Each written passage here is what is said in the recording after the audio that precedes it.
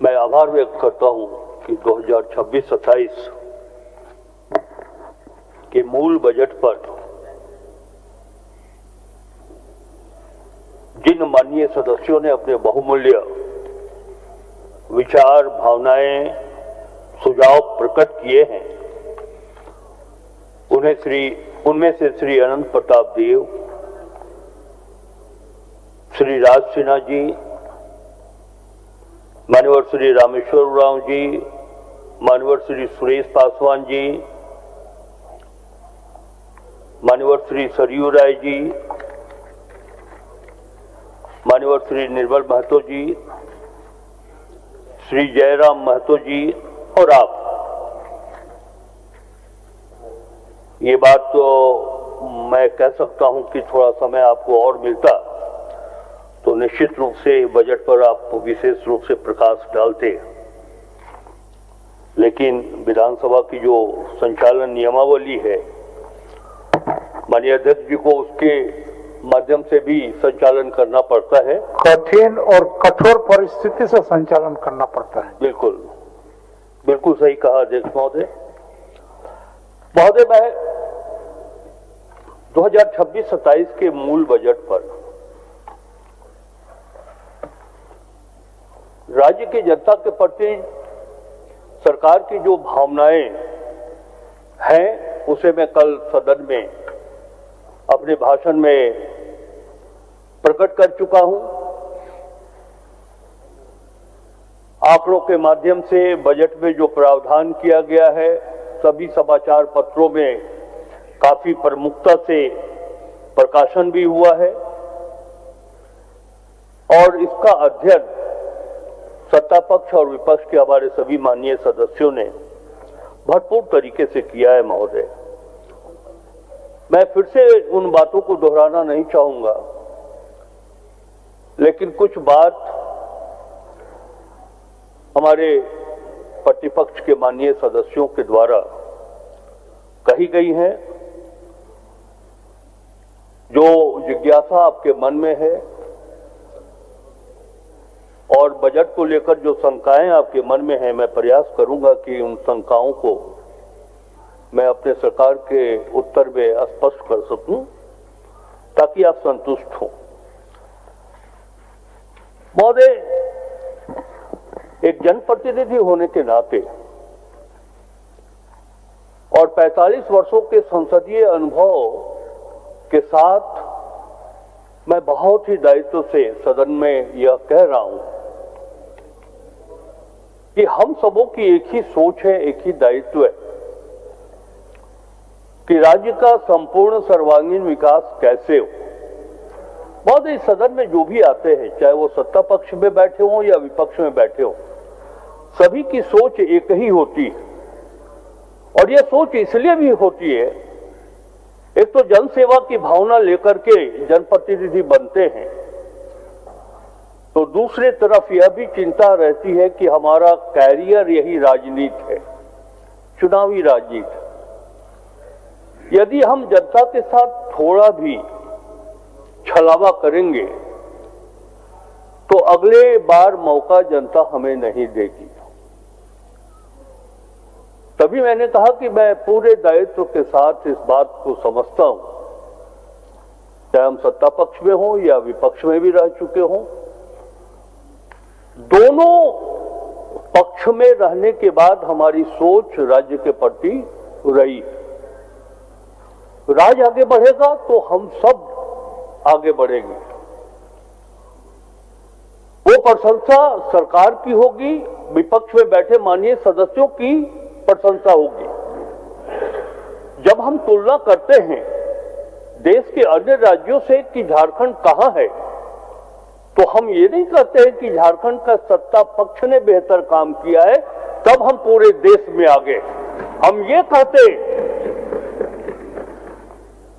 कि पूरे झारखंड की राजनीतिक व्यवस्था इतनी अच्छी है, चाहे वो पक्ष हो या विपक्ष हो, तब झारखंड को राष्ट्र के मानचित्र पर हम लोगों ने प्रथम, दूसरा और तीसरा स्थान पर स्थापित किया है।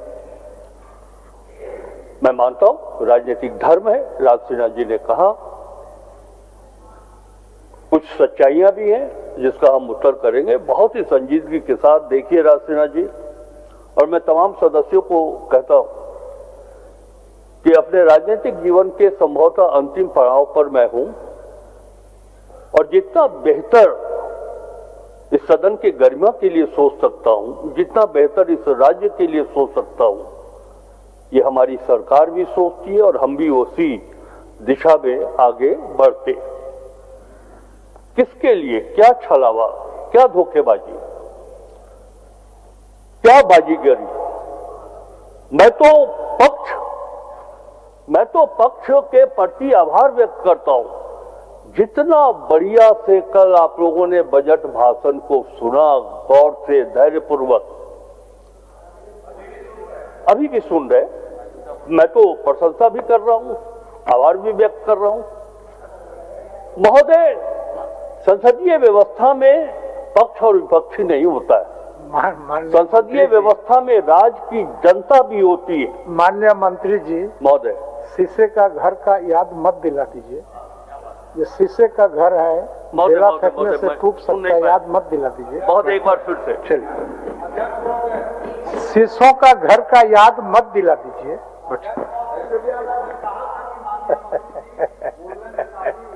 और बहुत बढ़िया से सब लोग को, सदन को ताली बजवा लेंगे, हम जानते हैं। देखिए, दो बातें होती हैं माननीय सदस्य राजसिन्हा जी। हर व्यक्ति में कि जो वादा किए थे कम से कम 10 लाख रोजगार का, 400 में गैस सिलेंडर, 7 किलो चावल, 2 किलो दाल, इस सब के विषय में थोड़ा हम लोग को संतुष्ट कर दीजिए। 32 वाला थोड़ा अपने भाषण में संतुष्ट कर दिया जाए। 52 साल में 24 करोड़ नौकरी नहीं आया। चलिए, आप आनंद जी, इरफान जी, बहुत है। चलिए, मैं एक गुजारिश करूंगा माननीय सदस्य नवीन जी कि आज मैं हेमंत सोरेन सरकार की सोच और उनकी भावनाओं को सदन में रख रहा हूं। अगर जाना भी होगा, बहिर्गमन भी करना होगा तो अंतिम क्षण में करिएगा, लेकिन हमारी भावनाओं को सुनने का प्रयास अवश्य करिएगा। महोदय, मैंने कहा कि संसदीय व्यवस्था सिर्फ हम और आप से नहीं है। झारखंड के जो 4.25 करोड़ जनता है, संसदीय व्यवस्था का मालिक जनता होती है। सभी समाचार पत्रों को उठा करके देख लीजिए। इस बजट की सराहना चैंबर ऑफ कॉमर्स ने किया। इस बजट की सराहना व्यापार जगत के सभी व्यापारियों ने किया, शिक्षाविदों ने किया, अध्यक्ष महोदय, छात्रों ने किया, और ये बात अखबार सभी के पास उपलब्ध है। राज्य की महिलाओं ने भी किया, किसानों ने भी किया, मजदूरों ने भी किया, और सबसे बड़ी बात तो यह है, मैं फिर दोहराना चाहता हूं कि महामहिम राज्यपाल जी के अभिभाषण की स्वीकृति आप लोगों ने भी दी कि केंद्र हम लोगों को आर्थिक सहयोग नहीं करता है। महोदय, मैंने कहा, हमारे माननीय सदस्य आदरणीय श्री रामेश्वर राव जी ने, श्री शरीर राय जी ने कहा है कि हमारा FRVM कैसा है, GSDP के अंतर्गत हमने जो ऋण लिया है वो किस सीमा के अंतर्गत है, हमारा कैपिटल एक्सपेंडिचर क्या है, हमारा अभी तक का एक्सपेंडिचर क्या है, कैसे हम, माननीय राजसिन्हा जी ने कहा कि 52.68% हमारा रेवेन्यू एक्सपेंडिचर है अभी तक का, तो हम उस बात को आपको बताएंगे भी। अभी भी हमारे हाथ में लगभग 1.25 महीना शेष है, और कैसे हम इसको बढ़ाएंगे हम ये भी बताना चाहते हैं। हम इन सब विषयों पर कि हम बाजार से कितना ऋण लिए हैं, हम फिर उस आंकड़े पर नहीं जाना चाहते। सारी बातें आ चुकी हैं, हम जाएंगे उस बात पर, जैसा कि कल मैंने अपने भाषण के क्रम में पहले ही कहा था कि हेमंत सोरेन की सरकार राज्य को मुस्कुराते हुए देखना चाहती है। उन गरीबों जिनकी आंखों में आंसू है, उस आंसू को पोंछना चाहती। हम उस तरफ, उस दिशा में जा रहे हैं। महोदय,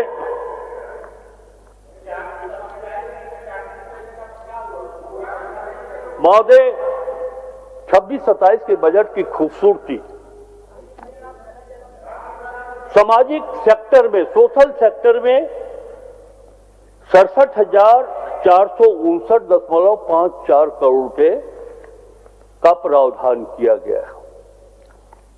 आर्थिक प्रक्षेत्र में 59,044,63 करोड़ रुपए का प्रावधान किया गया। सामान्य प्रक्षेत्र में 32,055,00,83। ये इसलिए मैं कह रहा हूं, मैंने कहा कि हम कैसे गरीब का आंसू पोंछेंगे, कैसे उस जंगल में रहने वाली लड़कियां और बच्चे स्कूल छोड़ करके माथे पर लकड़ी का गठार लेकर के स्थानीय बाजार में जाते हैं और 2 पैसा कमाते हैं तो घर का भोजन चलता है। हम ऐसी व्यवस्था करना चाहते हैं कि उन्हें जंगल में लकड़ियां चुन करके बाजार में बेचने की आवश्यकता नहीं पड़े। वो उनके अभिभावक आर्थिक रूप से इतने सशक्त हों कि हमारे स्कूल में ड्रॉप आउट की संख्या नहीं बढ़े। महोदय, मैं उन आंकड़ों में राज सिन्हा जी नहीं जानना चाहता हूं, लेकिन आपने कहा कि बाजीगर बाजीगिरी है। एक बात याद रखिए राज सिन्हा जी, जो हार कर जीतता है उसे ही बाजीगर कहते हैं।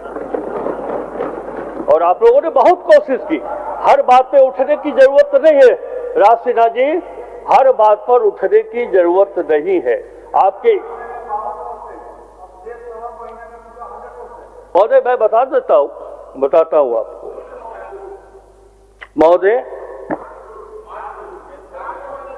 महोदय सुन लीजिए, उसके बाद तो हम जानते हैं कि आप क्या करेंगे, लेकिन थोड़ी बात सुन लीजिए। महोदय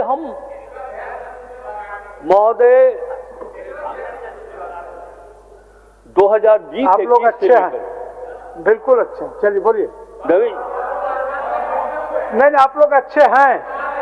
चलिए बजट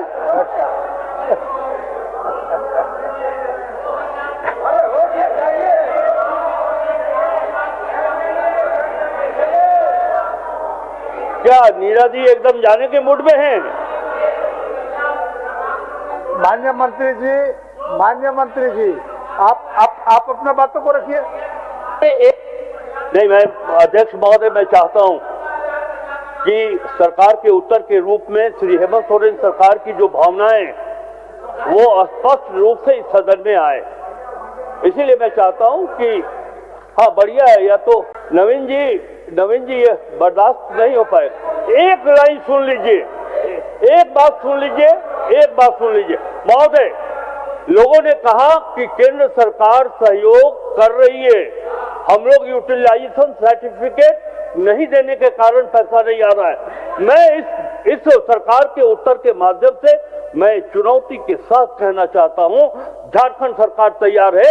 भारत सरकार केंद्र की टीम भेज करके देख ले कि उसने केंद्रीय करों में झारखंड को हिस्सेदारी क्यों नहीं दी है, अनुदान की राशि क्यों कटौती की गई है। महोदय, हम तैयार हैं, भारत सरकार टीम भेज दे, हमारे अधिकारी बैठेंगे, भारत सरकार के अधिकारी बैठेगा। हम तैयार हैं नवीन जी, मैं तैयार हूं, हेमंत सोरेन की तैयार है।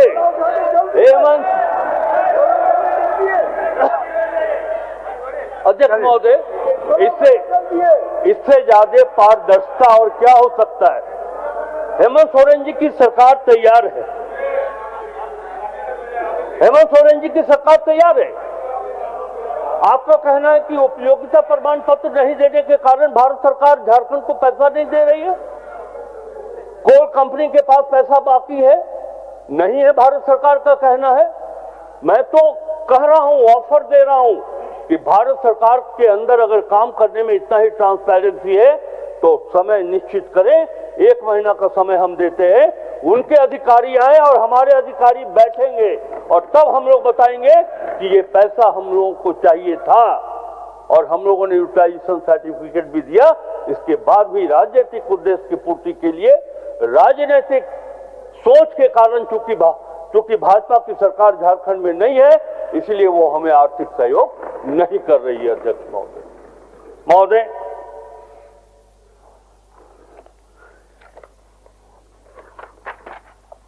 लोगों ने बजट के आकार के बारे में कहा। श्री जयराम महतो जी ने भी नहीं है, उन्होंने भी बजट आकार के बारे में कहा। एक बात तो मैं मानता हूं कि बजट हम बढ़ाएं या समान रखें, लेकिन उसका अनुपालन हो। मैं खुद इस बात को स्वीकार करता हूं। लेकिन जहां तक बजट आकार बढ़ने की बात है, हम सिर्फ प्लान आउटले की बात करेंगे महोदय, यानी कि इसकी 2001-2 से लेकर के बढ़ते आज कुल मिलाकर के 8,56,404.66 करोड़ रुपए का बजट इस सदन से स्वीकृत हुआ है महोदय। तो बजट का आकार 2001-2 में जहां 2,551 करोड़ रुपए थे मात्र, आज वो लगभग 1 लाख करोड़ हम योजना मद में हम लोगों ने रखा है।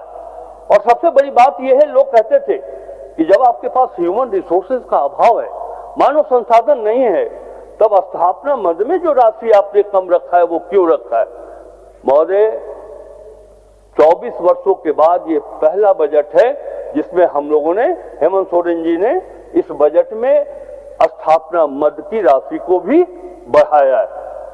हम एस्टेब्लिशमेंट को और अधिक पैसा दे रहे हैं ताकि ह्यूमन रिसोर्सेज की कमी नहीं हो, और जिसका परिणाम दिखाई इसलिए पड़ता है कि हेमंत सोरेन जी के कार्यकाल से लेकर के अभी तक, यानी कि प्रारंभिक काल 2020-21 से लेकर अभी तक हम लोगों ने लगभग 38,000 सरकारी नौकरियां लोगों को दिया है महोदय। ये मानव संसाधन में जो गैप है, जो अभाव है ह्यूमन रिसोर्सेज का, ये रिसोर्स हम पूरा करेंगे। और इतना ही नहीं, हम इसे और भी आगे बढ़ाएंगे। जैसे जैसे बजट हम आगे का बजट सामने लाएंगे तो एस्टैब्लिशमेंट को भी हम आगे बढ़ाएंगे ताकि ह्यूमन रिसोर्सेज की कमी इस झारखंड सरकार के पास नहीं हो। महोदय देखिए, एक बात है, जब आपकी नीयत ठीक हो तो ईश्वर भी बहुत अच्छा सहयोग करता है। हेमंत सोरेन जी की नीयत ठीक है, सरकार की नीयत ठीक है महोदय। बहुत बढ़िया ईश्वर ने झारखंड को इस बार धान की फसल इतनी अच्छी दी है कि हम लोग लगभग 50 लाख मैट्रिक टन धान का उत्पादन हुआ है। और उसी तरह दलहन का उत्पादन महोदय 10 लाख मैट्रिक टन दलहन का उत्पादन हुआ है महोदय। अब मछलियां आंध्रा से नहीं आती हैं। मैं इस सदन के सभी माननीय सदस्यों को कह सकता हूं बहुत ही गंभीरता और बहुत ही संजीदगी के साथ कि केरल से, आंध्र प्रदेश से एक भी गाड़ी आप नहीं दिखला सकते हैं जो झारखंड में मछलियों को लेकर प्रवेश करता हो और झारखंड के बाजार में मछली बिक रही हो। हम आत्मनिर्भर हैं मत्स्य उत्पादन में, और उसी तरह दुग्ध उत्पादन में, मिल्क प्रोडक्शन में भी ये राज्य आगे बढ़ा है। हम मानते हैं कि यद्यपि जो हमारा नेशनल एवरेज है, जो अवेलेबिलिटी है मिल्क का पर हेड पर डे 500 मिलीग्राम, तो हम 207 मिलीग्राम पर यह प्रोडक्शन हम लोगों ने प्राप्त किया। ये भी तब विगत 4-5 वर्षों का अगर आप देखेंगे रिपोर्ट कार्ड महोदय, तब पता चलेगा कि कैसे कितना कम था। जहां 100-125 ग्राम था, वहां अब जाकर के 200-225 ग्राम हुआ है महोदय। मैं ये बात इसलिए कर रहा हूं कि फलों के उत्पादन में, सब्जी के उत्पादन में महोदय, ये सारे फिगर हमारे पास है कि इस स्टेट में हॉर्टिकल्चर सेक्टर में हमारा क्या अचीवमेंट हुआ है। लेकिन मैं इतना ही कह सकता हूं, अगर विपक्ष होता तो आंकड़ों के साथ हम बताते कि क्या अचीवमेंट हुआ है। मैं इस सदन के माध्यम से इतना ही कह रहा हूं कि हम हॉर्टिकल्चर सेक्टर में भी आगे बढ़े हैं महोदय। तो ये जो गरीबों की आंसू पोंछने की बात है, ये रूरल सेक्टर में जब तक काम नहीं करेंगे, जिसकी व्यवस्था हम लोगों ने इस बजट में किया है, तब तक ये संभव नहीं हो सकता है। इसीलिए मैंने कहा कि बजट की खूबसूरती यही है कि सामाजिक, आर्थिक और सामान्य परिक्षेत्र में हम लोगों ने बहुत ही संतुलन के साथ बजटीय प्रावधान किया है महोदय। 2 बातें सामने आई। राज सिन्हा जी चले गए, श्री सरयू राय जी सामने हैं।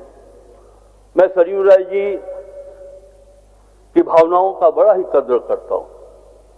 महोदय, आपका हमारा इस सदन का कमिटमेंट है इस राज्य के प्रति, और जैसा कि हमने कहा कि हमारे मालिक तो जनता है, मैं उन्हें भी कहना चाहूंगा, हालांकि मैं इस बात